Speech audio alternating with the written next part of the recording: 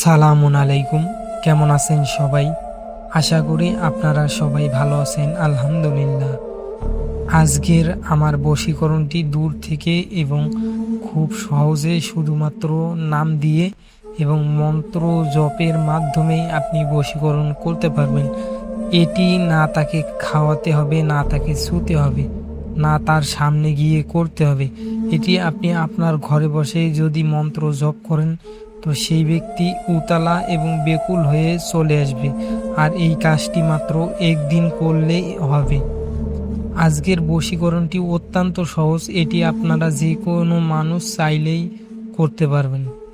এটি কোনো খারাপ উদ্দেশ্যে ব্যবহার করবেন না। আপনি যাকে ভালোবাসেন এবং যাকে বিয়ে করতে চান তার উপরেই প্রয়োগ করবেন। আর তার থেকেও এটি বেশি কাজ করে আপনার স্বামী স্ত্রীর মধ্যে। আর এই বশীকরণ কেবলমাত্র ছেলেরা মেয়েদের উপরেই প্রয়োগ করতে পারবে, কোনো মেয়ে ছেলের উপরে প্রয়োগ করতে পারবে না। এটি অত্যন্ত সহজ একটি বশীকরণ এবং অনেক শক্তিশালী একটি বশীকরণ, বা এক কথায় এটি আকর্ষণ বশীকরণ বলতে পারেন। আজকে আর বেশি কথা বলবো না, চলুন এখন বলে দিই আপনারা কিভাবে কাজ করবেন। আর বশীকরণ কি আপনারা আশা করি জানেন, সেই কারণে এই বিষয়ে বেশি কিছু বলার নেই। আপনারা মন্ত্রটা যে কোনো দিন পাক পবিত্র অবস্থায়, বা সবচেয়ে ভালো হয় শনি মঙ্গলবার, আপনি পূর্ব দিকে মুখ করে বসে মন্ত্রটা আপনি ভালো মতো মুখস্থ করে নেবেন 108 বার পাঠ করে, চোখ বন্ধ করে। আগে মুখস্থ করে নিয়ে পরে 108 বার পাঠ করবেন চোখ বন্ধ করে। তাহলে মন্ত্রটি জাগ্রত এবং সিদ্ধ হয়ে যাবে। অবশ্যই পবিত্র অবস্থায় এবং পবিত্র জায়গায় সামনে আকরবাতি ধরিয়ে পড়ে। এখন বলি আপনি কাজটি কিভাবে করবেন। কাজটি করবেন যে কোনো আমাবস্যার দিন রাত 12টার পরে। যে কোনো আমাবস্যার দিন রাত 12টার পরে পাক পবিত্র হবেন, হয়ে আপনি পূর্ব দিকে মুখ করে বসবেন।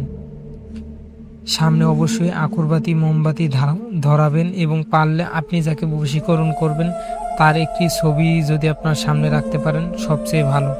আর যদি ছবি রাখতে না পারেন তো আপনি সব কিছু রেডি করে বসার পরে তার কথা ভাববেন, চোখ বন্ধ করে তার কথা 5 মিনিট আগে ভাববেন। এমনভাবে ভাববেন যেন সে আপনার সামনে আসে।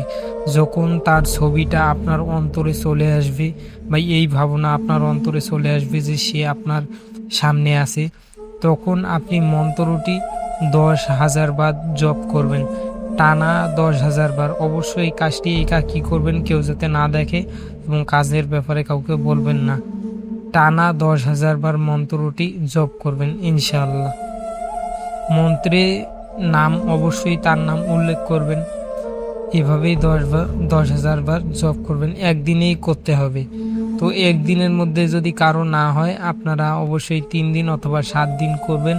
আর আমি সবসময় প্রতিটি বিদ্যা এবং প্রতিটি সাধনার ক্ষেত্রেই বলে থাকি আপনারা রোহানি শক্তির সাধনা করে নেবেন আগে, তারপরে এই তন্ত্রমন্ত্রগুলো করবেন, তবেই এগুলো আপনার দ্বারা কাজ হবে। নয়তো কিন্তু তন্ত্রমন্ত্র সবার দ্বারা কাজ হয় না, এটা আপনারা সবাই জানেন আশা করি। তো ভিডিওটি দেখার জন্য আপনাদের সবাইকে অসংখ্য ধন্যবাদ। সবাই ভালো থাকেন। সালামুন আলাইকুম।